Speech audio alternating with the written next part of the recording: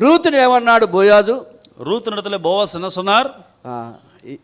ఇప్పటి మునుపటి సత్ప్రవర్తన కంటే ఇప్పటి సత్ప్రవర్తన మరి ఎక్కువగా முன்பு இருக்கிற சீரை காட்டிலும் இப்பொழுது அதிகமாக இருக்கிறது என்று சொல்கிறார். అంటే దేని కొరకు? எதற்காக? బోయాజు ఏదైతే చెప్పాడో போவாஸ் எதை சொன்னாரோ రూతు ఆయన మాటను అనుసరించింది.